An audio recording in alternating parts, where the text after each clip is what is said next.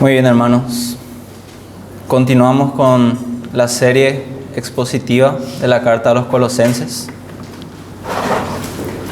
Así que les invito a que abramos nuestras Biblias en la carta a los Colosenses.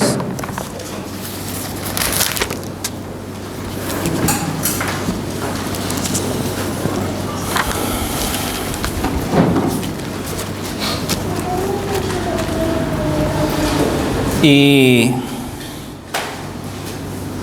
debo confesar que como maestro o como predicador, es a mí en primer lugar a quien realmente me bendice esta carta, esta maravillosa carta. Y quiero compartir estas bendiciones con cada uno de ustedes también, porque realmente es una carta maravillosa con mucha doctrina, con mucha enseñanza, con mucho Cristo. Como habíamos hablado, el punto central de esta carta es que Cristo es la plenitud del hombre. En Cristo nosotros estamos completos, en Cristo nosotros somos plenos. No necesitamos nada más, no necesitamos las obras de la ley, no necesitamos nada exterior, ninguna sensación esotérica ni nada por el estilo. ¿Por qué? Porque en Cristo, si realmente estamos en Cristo, ya lo tenemos todo. Y el pasaje que vamos a estar considerando hoy se encuentra...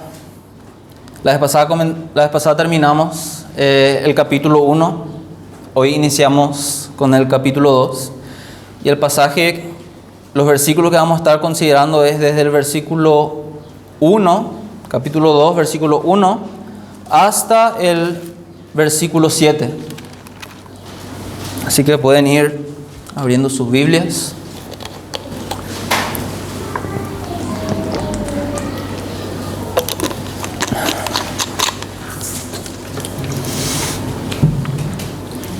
Acompáñenme en oración, hermanos.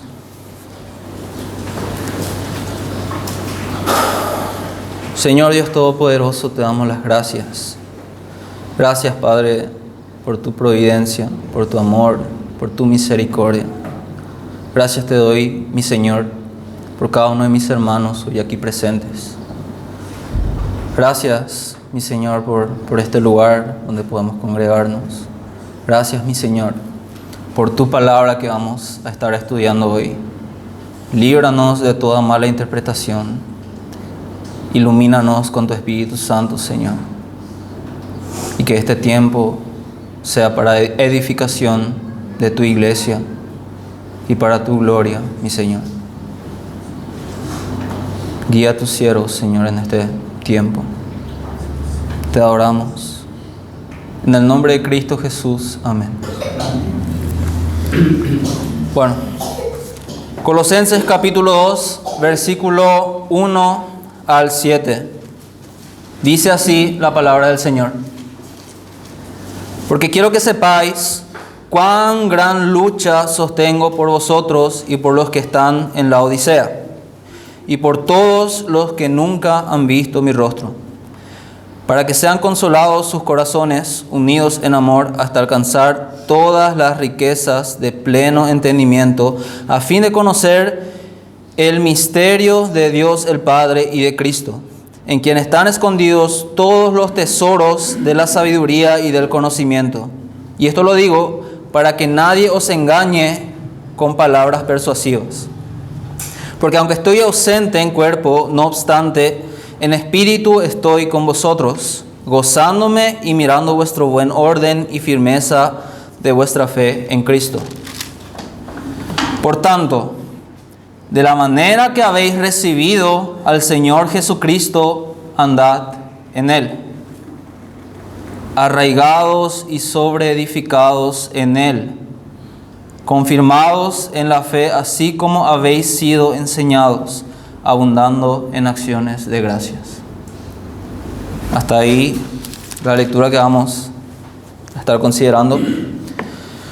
Anteriormente estuvimos finalizando el primer capítulo de la carta a los Colosenses y vimos que termina hablando del ministerio de Pablo a los gentiles.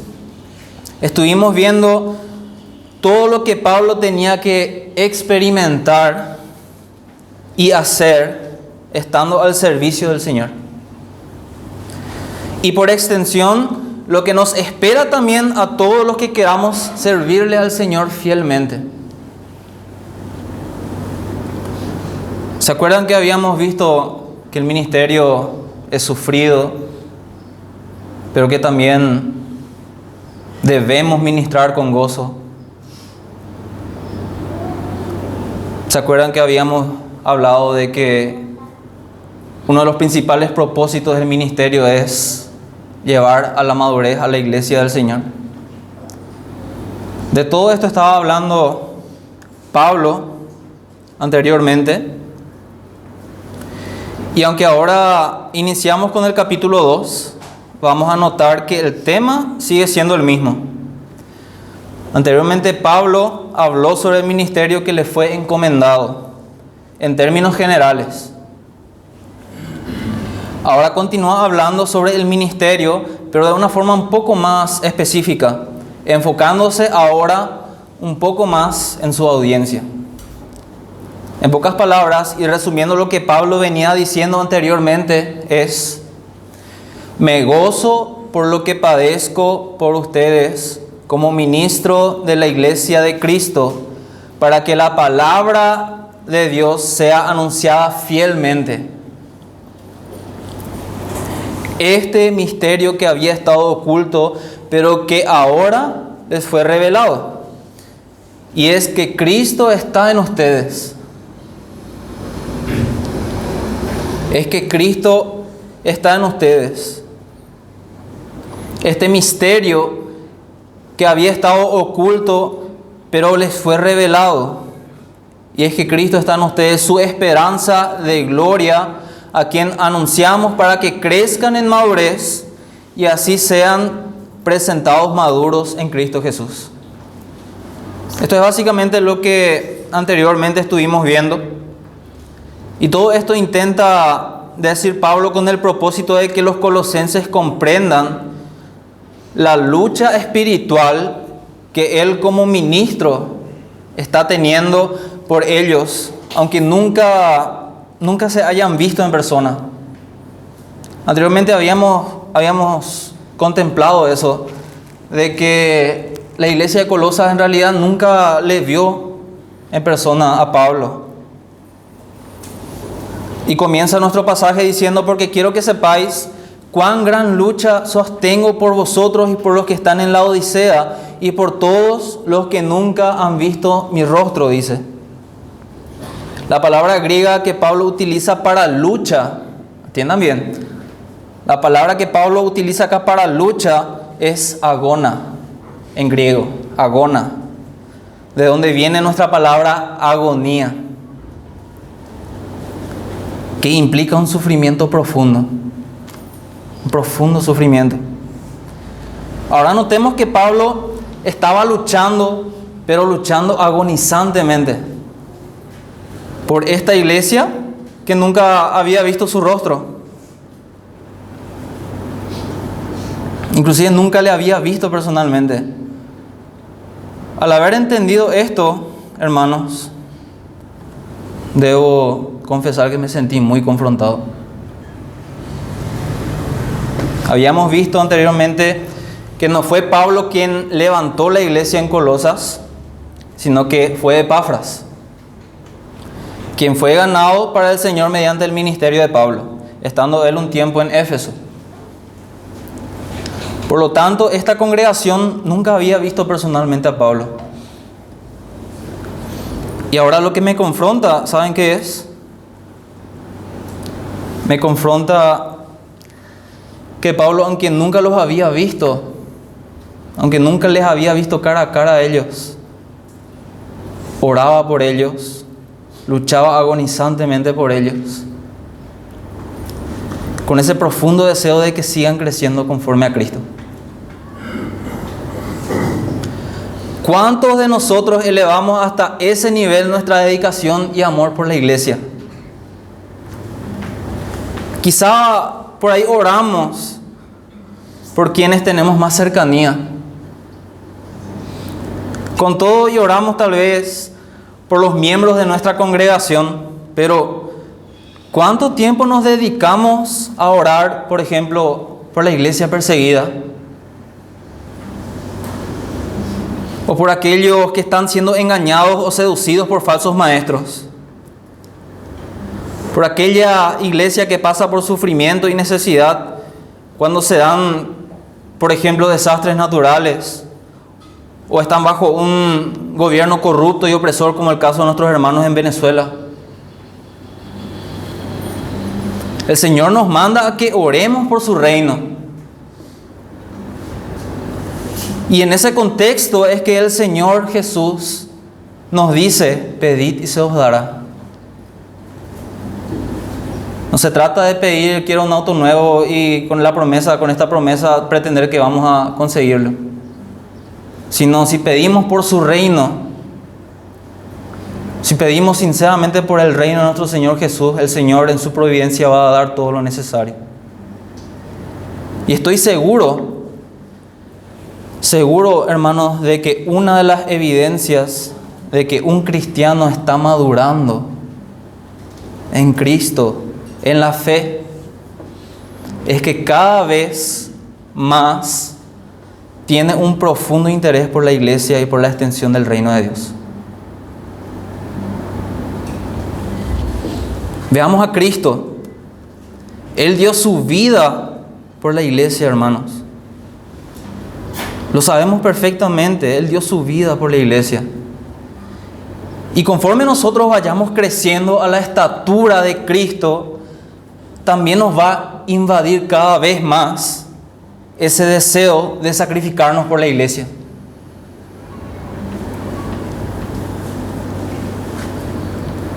El propósito es parecernos cada vez más a Cristo. Y si Cristo dio su vida por la iglesia, nosotros debemos sacrificarnos también por la iglesia. Dar nuestra vida por Cristo, por la iglesia. Así como muchos hermanos pasaron por el martirio. Veamos el ejemplo de Pablo, que estaba luchando agonizantemente por la iglesia.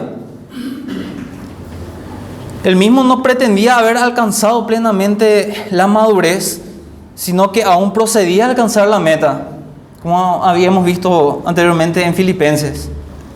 Pero ese profundo deseo por la iglesia, hermanos, era fruto de un nivel elevado de madurez.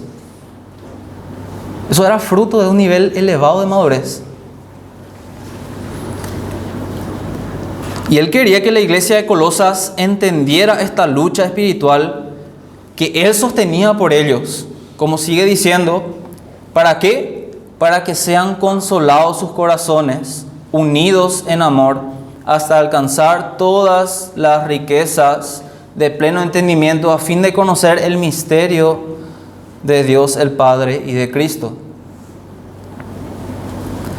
En la versión Biblia de las Américas, no dice consolados, sino que dice alentados. Dice, para que sean alentados sus corazones. Esta palabra consolar o alentar en griego original significa llamar cerca o animar. Pablo quería que los colosenses sean consolados en el sentido de ser fortalecidos y animados a mantenerse unidos en amor y a profundizar su comprensión de las riquezas espirituales que tienen en Cristo. Este consuelo tiene una implicancia de ánimo y apoyo espiritual en su lucha por la fe. En pocas palabras, lo que Pablo estaba haciendo es animarles a ellos a que sigan madurando, a que sigan creciendo. Y eso es lo que todo predicador, todo maestro, todo pastor debe hacer por su iglesia también. Y unos a otros. Animarnos, orar unos por otros. Pablo anhelaba que ellos comprendieran este misterio, es decir, algo que en la antigüedad había estado oculto pero que Dios ha revelado a través de Cristo. Y es que en Cristo, como sigue diciendo ahí, están escondidos todos los tesoros de la sabiduría y del conocimiento. Y esto Pablo lo decía para que nadie os engañe con palabras persuasivas, como está escrito ahí. Les ruego, hermanos, de todo corazón les ruego, que ahora reflexionemos en los versículos que estuvimos viendo hasta ahora. Pongámonos un poco a pensar. Pues así como estas palabras fueron útiles para las iglesias de Colosas y de la Odisea, así también son totalmente útiles para nosotros hoy en día. Pablo reconocía la astucia de estos falsos maestros. Ellos eran hábiles en el arte de hablar y de persuadir. Como dice, esto lo digo para que nadie os engañe con palabras persuasivas. Ellos sabían persuadir. Pablo reconocía eso.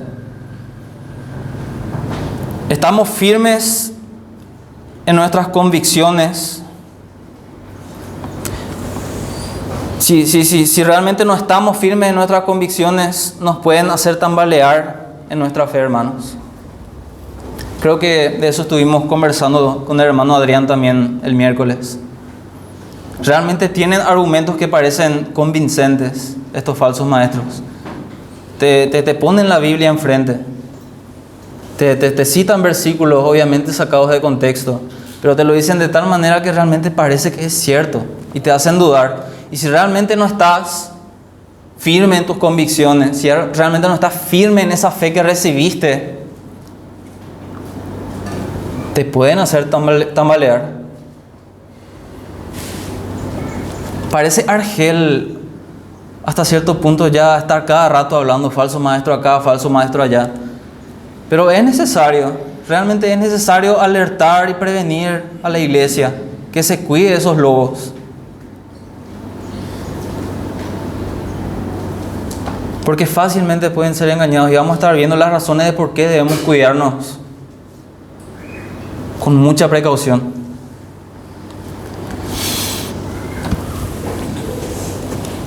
Satanás conoce la Biblia. Satanás, el enemigo, conoce la Biblia y hasta la utiliza.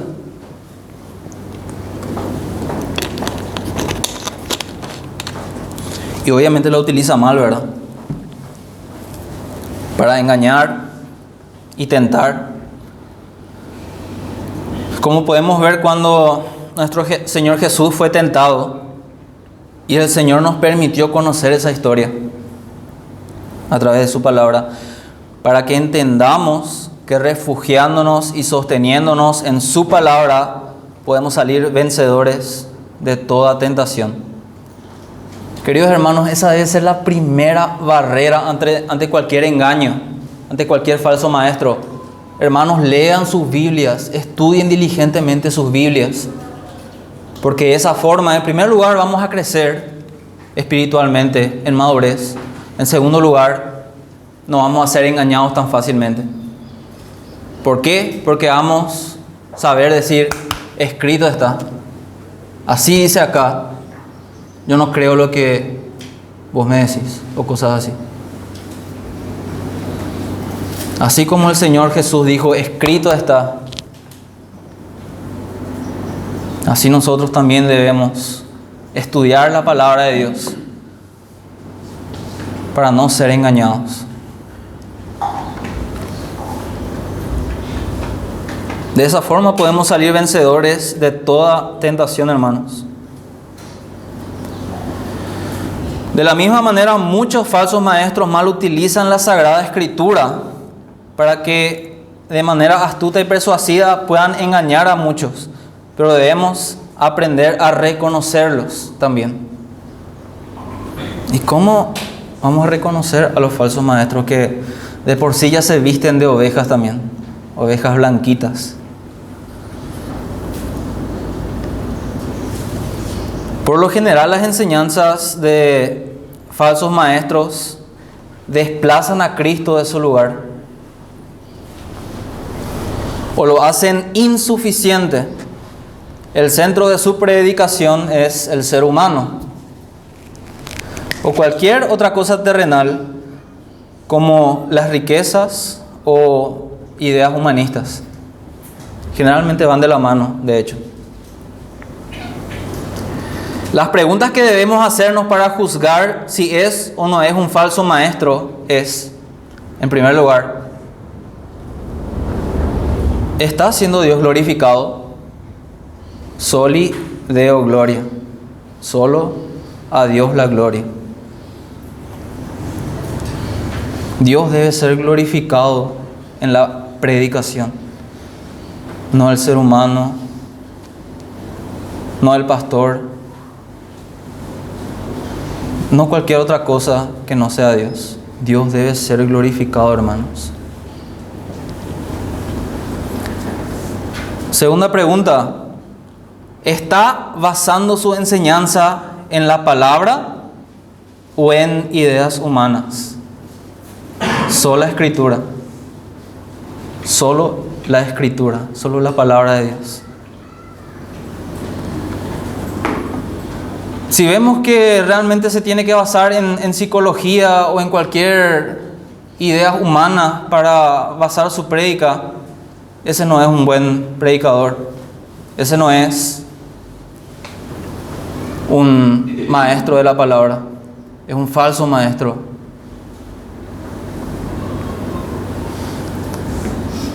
Tercera pregunta: ¿está proclamando salvación por gracia? Sola gratia. ¿Por medio de la fe? Sola fide. Solo la fe y solo por gracia. Por medio de la fe. Y acá entran muchos legalistas que hablan de ciertas cosas que hay que hacer para realmente ser salvo.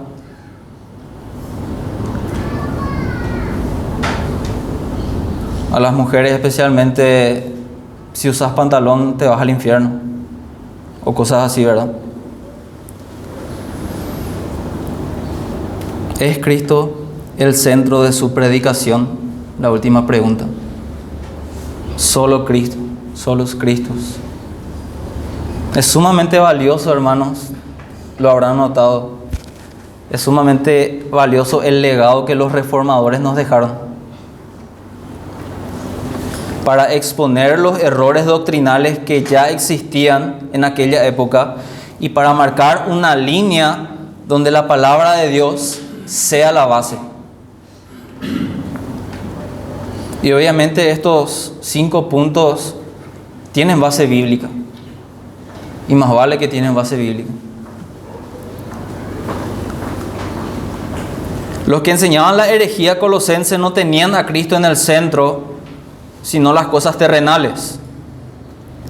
No era la palabra su base doctrinal, sino una sabiduría especial, como habíamos visto un tiempo atrás. Aquí no había solus Christus, o sea, solo Cristo, ni tampoco sola Escritura. Y es de esa forma que Epafras y Pablo reconocieron que son falsos maestros. Recordemos que Pablo, un poco más arriba en los versículos 25 y 28, dice que anuncia cumplidamente, o sea, fielmente a Cristo con el propósito de presentar perfecto en Cristo a todo hombre. Y esto significa no solamente a los hombres, sino a las mujeres también, es decir, a todas las personas. Es decir, el propósito de anunciar a Cristo fielmente lleva como fin a personas maduras en la fe. Personas maduras en la fe.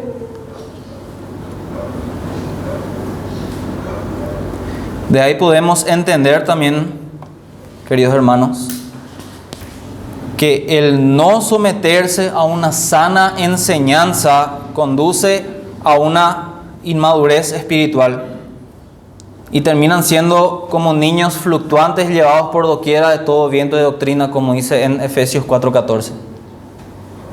Pero en realidad no conduce exactamente, sino que les mantiene en ese nivel de inmadurez. ¿Por qué vemos a personas que realmente están años y años y siguen en la misma posición, en ese mismo estado espiritual inmaduro? Probablemente son salvos, pero se mantienen en esa inmadurez, no crecen espiritualmente. Y en primer lugar es porque muy probablemente no estudian diligentemente sus Biblias. No estudian realmente diligentemente la palabra de Dios, que es lo que realmente nos nutre para ir creciendo. Y en segundo lugar, porque se nutren, se alimentan, pero de comida chatarra, es decir, de predicadores que justamente no es Cristo el centro de su predicación, no es Dios quien realmente está glorificado, no es la palabra su base doctrinal, no es por fe ni por gracia en muchas ocasiones, pero usan el nombre de Dios y usan la palabra para que se pueda llamar iglesia, por lo menos, ¿verdad? Tengo un ejemplo para darles. A ver si alguien ya sembró maíz o cualquier otro cereal o algo parecido. Se habrán percatado que algunas veces en ciertas partes el maíz está un poquitito más alto, en otras partes el maíz está un poquitito más carapé, un poco más bajito, aunque sea una genética homogénea, es decir, sea la misma semilla, aunque se le haya cuidado de los insectos, de cualquier otra enfermedad, diligentemente también. Sin embargo, hay maíz, o sea, hay plantas de maíz que dan un poco más de espigas, y hay otras que dan así, piruí su espiga, dan muy poco. Y hay partes donde el maíz es así bajito, y hay otros donde es más de 2 metros. Son cosas que pasan, son cosas de la vida real, y doy este ejemplo para que podamos entenderlo prácticamente.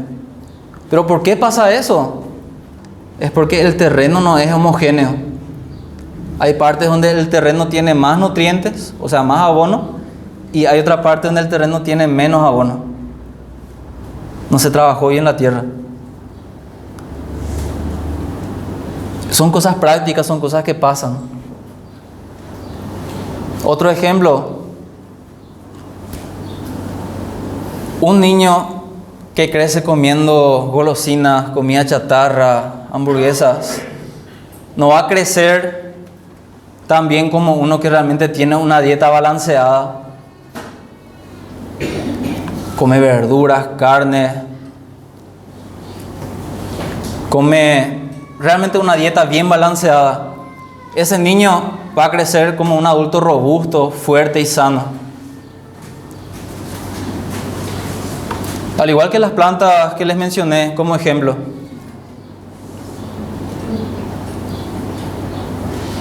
Ya veo ya a los padres mirándole a sus hijos. Bien. El punto es, hermanos, que lo mismo pasa con nuestra vida espiritual. Si estamos en una iglesia donde realmente nos alimentamos correctamente de la palabra de Dios, estamos nutriéndonos constantemente, y nosotros en nuestras casas leemos también constantemente la palabra de Dios, nosotros vamos a nutrirnos espiritualmente y vamos a crecer espiritualmente de manera que podamos ser fuertes, sanos y robustos en nuestra fe. Esa es nuestra responsabilidad también, hermanos. No dependan solamente de los predicadores de su iglesia local, ni tampoco de los predicadores que encuentran en YouTube. Estudien la palabra, aliméntense de ese pan de vida. Que realmente la palabra de Dios sea su delicia, sea nuestra delicia, hermanos, nuestro deleite. Que sea como la más dulce miel para nosotros.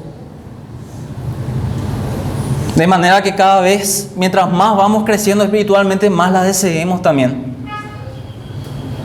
Ese es el ánimo que quiero dejar para ustedes hoy. El desafío que quiero dejar para ustedes hoy también.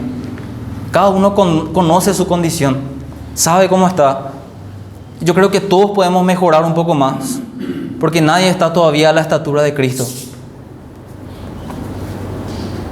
Así que esforcémonos, hermanos, sigamos creciendo, sigámonos alimentando de la palabra del Señor. Tenemos ejemplos prácticos.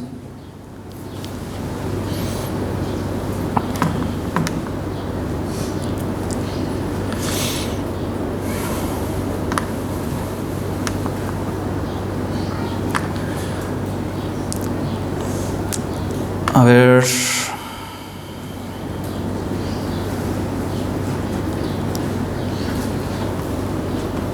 Eso es lo que ocurre, hermanos. Aquellos que pasan escuchando falsos maestros en congregaciones donde realmente no se respeta la palabra correctamente. Aquellos cristianos, si en verdad son salvos, viven estancados en una inmadurez espiritual. Y en algunos casos salen heridos de esos tipos de congregación. Eso es lo más triste muchas veces. En el caso de la iglesia de Colosas, no era exactamente así. Ellos eran una iglesia ordenada y firme en Cristo. Lo dice ahí está escrito. Y esto se debía a que Epafras fue responsable en retener la sana doctrina que recibió de Pablo y la transmitió a los colosenses fielmente. Podemos notar esto en los siguientes versículos, como dice ahí: porque aunque estoy ausente en cuerpo, no obstante en espíritu estoy con vosotros, gozándome y mirando vuestro buen orden y la firmeza de vuestra fe en Cristo. También en cuanto a Epafras, un poco más atrás, capítulo 1, versículo 7, dice: como lo habéis aprendido de Epafras, nuestro consiervo amado, que es un fiel ministro de Cristo. Pero si la iglesia estaba firme en Cristo y era una iglesia ordenada, creo que vale la pena preguntarnos entonces por qué Pablo le da tanto énfasis a resistir a los falsos maestros. Pongámonos un poco a analizar esto. Teólogos concuerdan en que estos falsos maestros se empeñaban en poner en duda las enseñanzas que Epafras transmitía, sembrando duda en las mentes de la iglesia.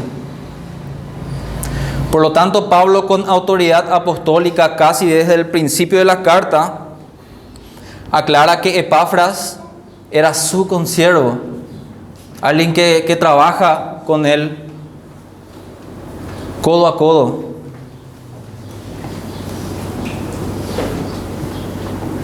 Era su consiervo y fiel ministro, y advierte a la iglesia que no se deje engañar. No era una iglesia engañada, pero Pablo quería que ellos no se dejen engañar, advirtiéndoles. ¿Se entiende? Esto, si lo llevamos dentro de lo que llamamos consejería bíblica, esto se denomina consejería preventiva. No es como una consejería curativa donde la persona realmente ya necesita ser restaurada, sino se hace una consejería preventiva para prevenir a las personas a que no caigan en engaños o en algún pecado.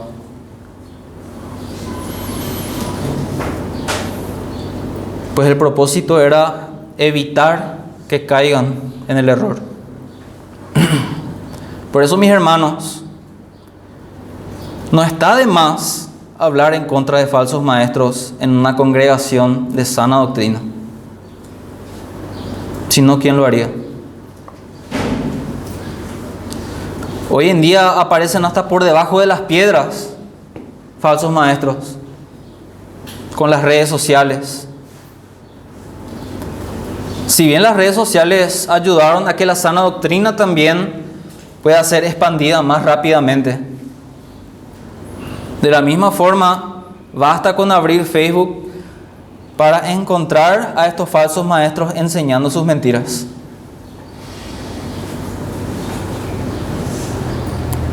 Basta muchas veces con abrir 5 minutos, 10 minutos Facebook, y entre todos los videos te aparece un Cash Luna, un Guillermo Maldonado.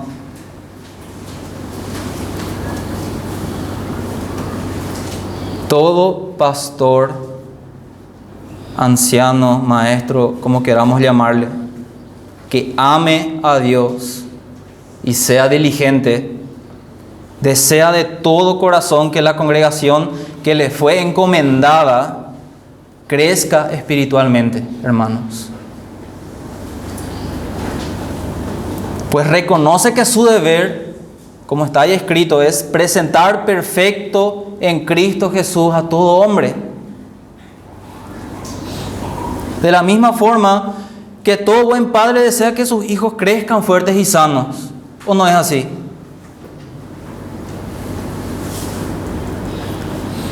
Por esta misma razón, Pablo termina con este pasaje diciendo, por tanto, es decir, ahora que entienden la lucha que llevo por ustedes, y debido a que recibieron el Evangelio predicado fielmente y están encaminados en el crecimiento espiritual, por tanto, de la manera que recibieron al Señor Jesucristo, ahora anden en Él, arraigados y sobreedificados en Él, confirmados en la fe, así como habéis sido enseñados, dice otra vez, abundando en acciones de gracias. De manera más simple y resumida, lo que Pablo venía diciendo es: quiero que entiendan la lucha espiritual que sostengo por ustedes, con el propósito de que sean alentados hasta alcanzar el pleno entendimiento de Cristo, en quien están escondidos todos los tesoros de la sabiduría. No necesitan de nada más, solo Cristo. Y les digo esto para que nadie los engañe, porque aunque no estoy físicamente presente, conozco su buen orden. Ya Epafras me lo dijo, conozco su buen orden y firmeza en Cristo. Por lo tanto, de la manera que recibieron a Cristo, ahora anden en Él, continúen, sigan por ese camino. Hermanos, sigamos por ese camino y estemos atentos, alerta a los falsos maestros, para que no seamos engañados. Cuidemos a los niños de nuestra congregación, a los jóvenes, a los nuevos.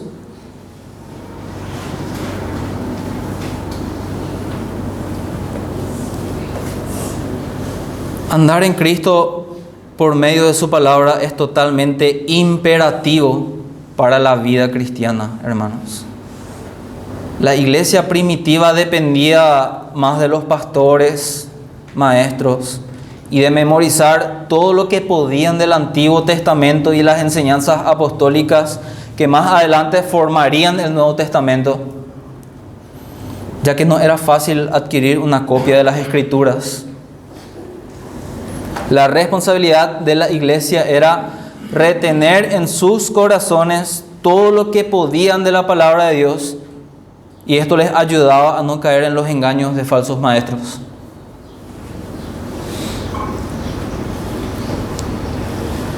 Para nosotros hoy en día es mucho más accesible todo esto. Tenemos mucho más fácil acceso a la palabra. Basta con comprar una Biblia en cualquier librería o simplemente descargarla, la Play Store.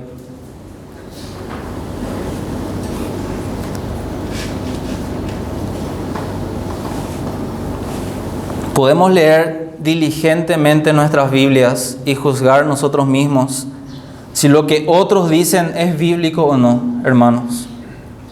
También, con ayuda de los ancianos y maestros, a quienes Dios proveyó de dones específicos para ayudar a la iglesia en el mejor entendimiento de la palabra. ¿Qué quiero decir con todo esto? Hermanos, somos totalmente responsables de alimentarnos correctamente de la palabra de Dios, la cual, si realmente somos renacidos, como dije y como dice la palabra del Señor, es nuestro deleite y nutre nuestro espíritu y nos ayuda a crecer.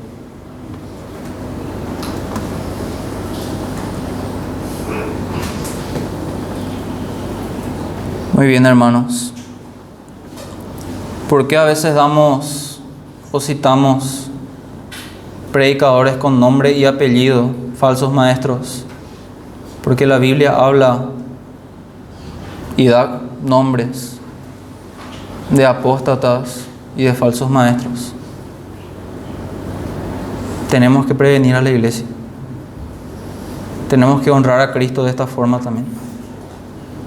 Y obviamente tenemos que hacerlo con misericordia, con amor, con respeto. Que Cristo realmente sea glorificado y que Cristo realmente sea por siempre el centro de nuestra predicación en esta congregación.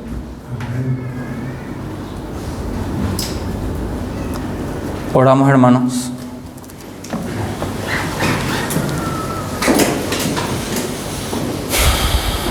Señor Dios Todopoderoso, toda honra y gloria sea a ti. Te adoramos y exaltamos tu santo nombre. Te damos las gracias, mi Señor, por este tiempo que pudimos tener de estudio de tu palabra. Y ayúdanos, Señor. Ayúdanos, por favor, a mantenernos firmes, sobreedificados en Cristo, Señor, en la fe que una vez nos fue dada. Ayúdanos a seguir creciendo en madurez. Ayúdanos, Señor, a edificarnos unos a otros en tu palabra, en toda sabiduría que es en Cristo Jesús. Ayúdanos, Señor, a amonestarnos unos a otros con toda sabiduría, para que podamos ser presentados perfectos en Cristo Jesús, Señor, el día en que podamos estar ante ti. Gracias, mi Señor, por todas las bendiciones recibidas. Te adoramos y entregamos el resto de este tiempo en tus manos. En el nombre de Cristo Jesús. Amén. Amén.